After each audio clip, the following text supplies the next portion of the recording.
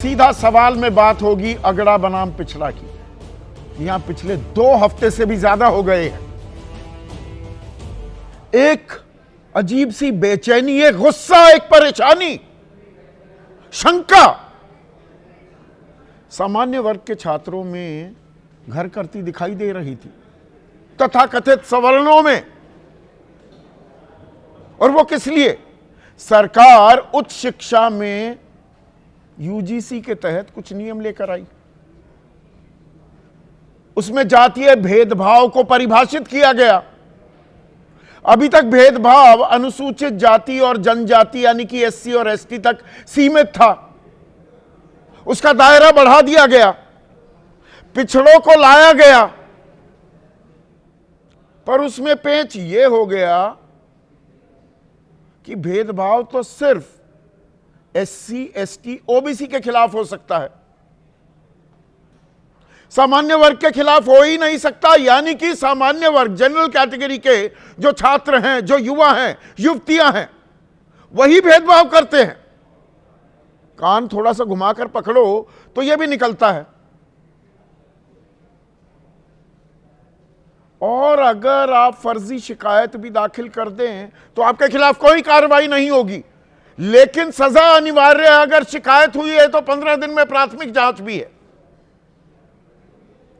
अब सरकार यह कह रही थी, और सरकार में कोई छोटा मोटा आदमी नहीं, देश का शिक्षा मंत्री धर्मेंद्र प्रधान, कि कानून का तो दुरुपयोग हो ही नहीं सकता, हम होने नहीं देंगे।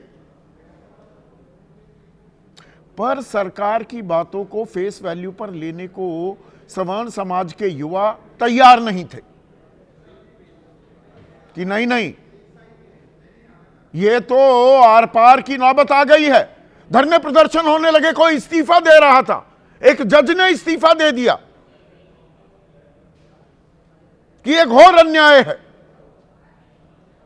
पर इसका दूसरा पहलू ये, जो सदियों से अन्याय हो रहा है और आज भी हो रहा है, दलितों, पिछड़ों, आदिवासियों के साथ, क्या वो खत्म हो गया?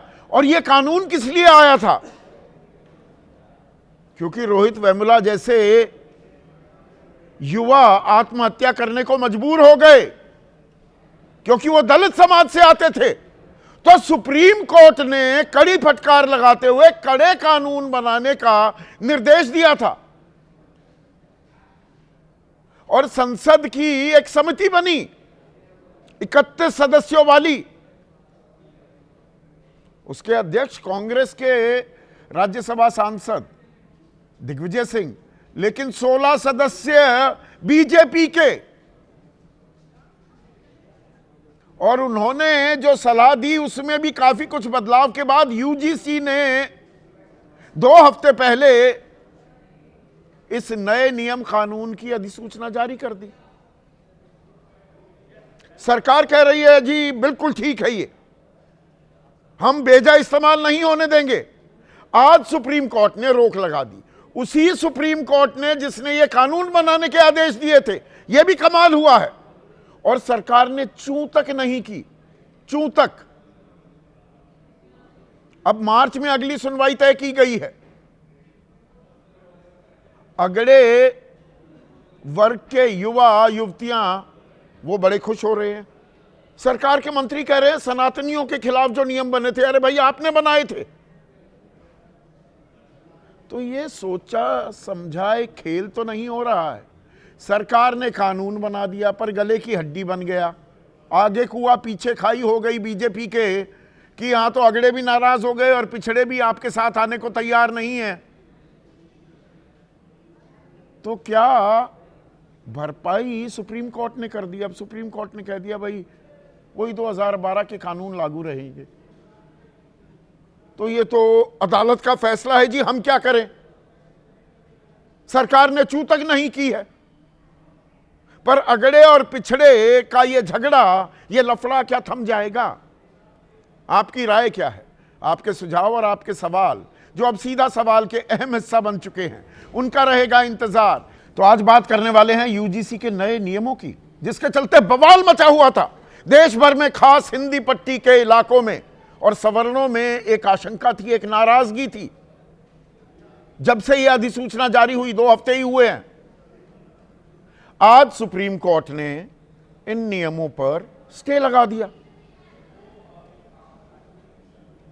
तो हर्षोल्लास होना था सामान्य वर्ग में। इसे जीत भी बताया जाने लगा कि ये तो सनातनियों की जीत हो गई, जो इनमें सनातन को बांटने वाले यूजीसी नियमों पर सुप्रीम कोर्ट द्वारा रोक लगाए जाने पर हार्दिक आभार।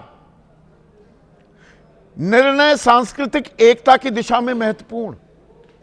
कौन कह रहे हैं ये? देश के केंद्रीय मंत्री गिरिराज सिंह। लाइन फिर से सुनिएगा। सनातन को बांटने वाले यूजीसी नियमों पर सुप्रीम कोर्ट द्वारा रोक लगाए जाने का हार्दिक आभार। कौन लेकर आया था ये नियम? गिरिराज जी। सरकार आपकी, नियम आप लेकर आए तो सनातनियों को बांट रहे थे। यही पिछले कुछ दिनों से कोशिश की जा रही थी। नियम सरकार लेकर आई, बीच में बताया जाने लगा जी ये तो वो समिति थी संसद की, उसके अध्यक्ष तो दिग्विजय सिंह थे और वो तो कांग्रेस ही हैं। मानो सरकार इतनी नादान, इतनी मासूम, इतनी असहाय होती है कि ये विपक्षी खेमे वालों की कोई संसदीय समिति कोई सलाह दे देगी, यूजीसी को वैसे ही नियम बनाने पड़ेंगे। 31 सदस्य थे, एक उसमें से पद खाली तो 30, उसमें 16 बीजेपी के। ये कोई आपको नहीं बता रहा, बाकी न्यूज चैनल्स। यहां सारी बातें बताना जरूरी है, नाम समेत बताता हूं।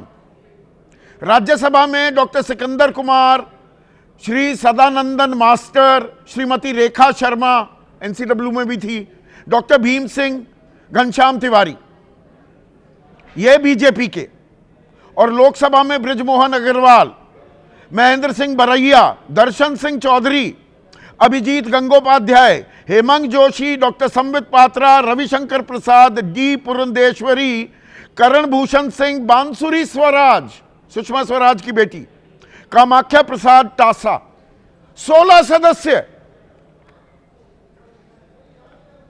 तो सरकार जैसा चाहेगी, बीजेपी जैसा चाहेगी, वैसा ही कानून बनाना। और दिग्विजय सिंह क्या कह रहे हैं? एक सबसे बड़ी आपत्ति इस कानून को लेकर जो थी, नियमों को लेकर जो थी, और जिस पर सुप्रीम कोर्ट की 2 जजों की खंडपीठ, जिसकी अध्यक्षता मौजूदा मुख्य न्यायाधीश सूर्यकांत जी कर रहे हैं, उन्होंने क्या कहा? 3E और 3C। 3E में अगर परिभाषित है भेदभाव, और 3E क्या कहता है? भेदभाव का अर्थ धर्म, नस्ल, जाति, लिंग, जन्मस्थान, दिव्यांगता या इनमें से किसी एक आधार पर किसी भी हितधारक के विरुद्ध अनुचित व्यवहार या कार्य है, फिर चाहे वो स्पष्ट हो या फिर अंतर्निहित। इसमें ऐसा कोई भी विभेद या पक्षपात शामिल है जिसका मकसद शिक्षा के समान व्यवहार को अक्षम करना है। ये भेदभाव की इतनी व्यापक परिभाषा थी, तो ये 3C लाने की जरूरत क्या थी? यह पूछा आज सुप्रीम कोर्ट ने। जातीय आधारित भेदभाव का अर्थ अनुसूचित जातियों, अनुसूचित जनजातियों और अन्य पिछड़े वर्गों के सदस्यों के विरुद्ध केवल जाति या जनजाति के आधार पर भेदभाव है। यानी कि SC, ST, OBC, बिल्कुल सरल भाषा में कह रहा हूं, उन्हीं के खिलाफ भेदभाव हो सकता है। सामान्य वर्ग वाला करेगा, उसके खिलाफ नहीं हो सकता। ये मैंने उस दिन कार्यक्रम किया था, सवाल उठाया था। तो यहां पर यह बताने की कोशिश की गई है, तो विपक्ष वाले खेल कर गए। इसमें दिग्विजय सिंह की सफाई आई है। वो कह रहे हैं the UGC's final regulations also got rid of a separate provision that penalise students for lodging false cases of discrimination. जो संसद की समिति थी उसने साफ यह सिफारिश की थी कि अगर कोई फर्जी झूठी शिकायत दर्ज करेगा, इसका पता लग जाएगा तो उसे सजा दी जाएगी, सजा होनी चाहिए। नए कानून में यूजीसी यह शामिल करना भूल गई, यानी कि सरकार भूल गई। समिति ने तो कहा था सुरक्षा कवच दिया जाना चाहिए छात्रों को, यह नहीं कि कोई भी एससी, एसटी, ओबीसी, सामान्य वर्ग, सवर्ण के खिलाफ शिकायत कर देगा, उसका करियर का बेड़ा गर्क कर सकता है, चौपट कर सकता है। और दूसरा, ये भेदभाव में सामान्य वर्ग के छात्र क्यों नहीं शामिल किए गए? ऐसा दिखाया गया मानो समिति ने ये सिफारिश की थी। नहीं, the decision to not include general category students was also made by the UGC. UGC ये कानून लेकर आया था। और फिर यह भी बताया जाने लगा, देखिए कैसे घुमाने की कोशिश की गई है, कंफ्यूजन फैलाने की। जुलाई 24, 2023 लोकसभा में एक प्रश्न का जवाब, जो कुल सेंट्रल यूनिवर्सिटीज हैं इस देश में 45 हैं, उसमें वाइस चांसलर किस जाति के आते हैं? एससी अनुसूचित जाति से 1, अनुसूचित जनजाति से 1 और पिछड़े वर्ग से 5, कुल मिलाकर 7। 38 वीसी सवर्ण यानी कि सामान्य कैटेगरी से आते हैं। तो बहुत से लोग ये भी कह रहे थे कि अरे भाई कोई भेदभाव कैसे कर लेगा, 38 वीसी तो सवर्ण जाति से आते हैं। मतलब दोनों तरफ से रायता कैसे फैलाया गया। अब इसमें एक और खास बात, सुप्रीम कोर्ट कानून नहीं बना सकता। और जिन लोगों को कानून की जानकारी नहीं है, ये समझ लें, कानून बनाने का अख्तियार, अधिकार इस देश में संसद के पास है। कानून सही है या गलत, is it good in law और बैड इन लॉ, यह सुप्रीम कोर्ट तय कर सकता है। तो कानून तो सरकार ने बनाया और कहती रही, धर्मेंद्र प्रधान बताते रहे कि इसका दुरुपयोग नहीं होने देंगे, यह जरूरी है, क्योंकि दोनों को साधना था कि अरे ये सवर्ण तो हमारे साथ हैं ही, पिछड़ों में दखलंदाजी और कर ले, वो थोड़ा सा छिटक गया 2024 के लोकसभा चुनाव में। जातिगत जनगणना का अभी तक अलग से अधिसूचना जारी नहीं हुई है, फॉर्म जारी नहीं हुआ। अधिसूचना जनगणना की जारी हो गई, जातिगत जनगणना की नहीं।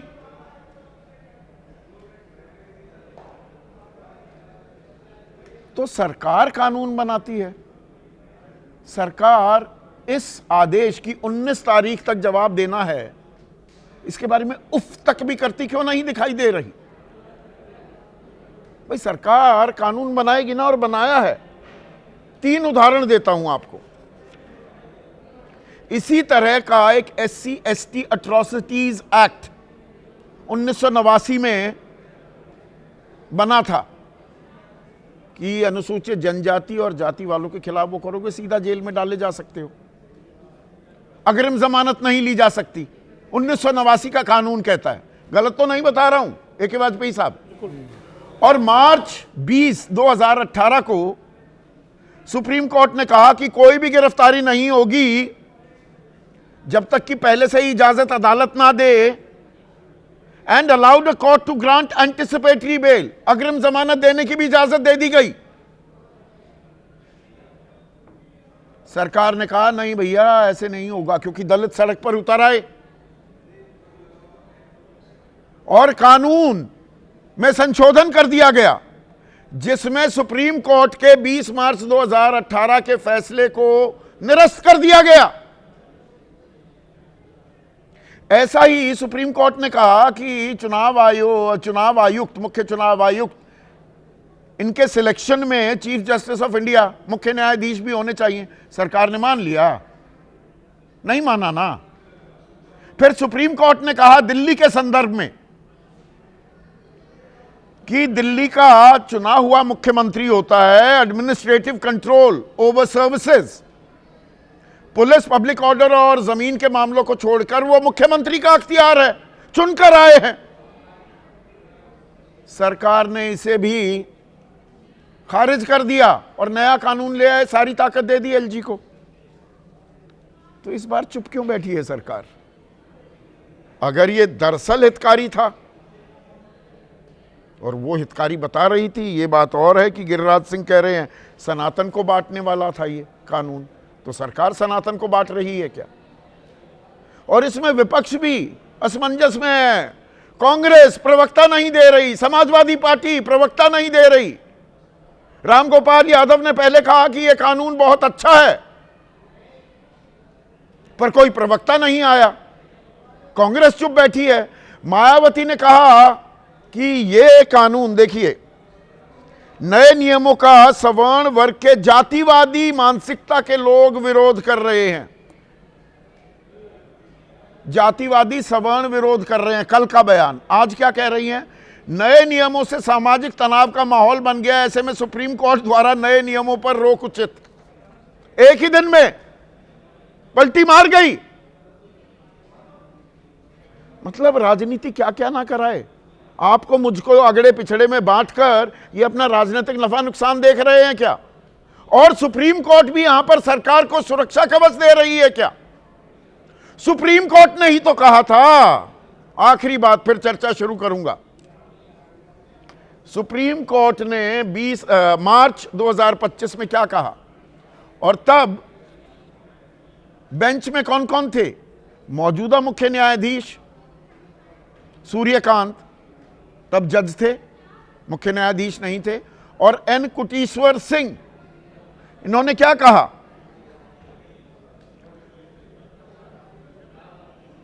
केंद्र सरकार को आदेश दिया, निर्देश दिया, a very, and I quote, a very strong and robust mechanism for really tackling the unfortunate issues. बहुत ही कड़े, जीवंत कानून प्रक्रियाएं लाने की जरूरत है। सुप्रीम कोर्ट के आदेश पर कानून बनता है, सुप्रीम कोर्ट कहता है यह स्पष्ट नहीं है, रोक लगा दी। 2012 का कानून ले आए, फिर से वो लागू रहेगा। उसी में तो दिक्कतें थी, तो नए कानून की जरूरत थी, नए नियम की जरूरत थी। और अगर एक जगह कहीं अस्पष्टता है, साफ नहीं बताया जा रहा है, तो उसे दुरुस्त करने के लिए भी कहा जा सकता था। या अभयदान दे दिया है सुप्रीम कोर्ट ने भी बीजेपी को, क्योंकि राजनीतिक नफे नुकसान का भी खेल है। ऐसे में आज का सीधा सवाल, अगड़ा बनाम पिछड़ा, खत्म यूजीसी पर झगड़ा और बीजेपी के आगे कुआं पीछे खाई, एससी ने की भरपाई। सुप्रीम कोर्ट ने भरपाई कर दी, फंसी पड़ी थी, गले में हड्डी अटक गई थी बीजेपी के।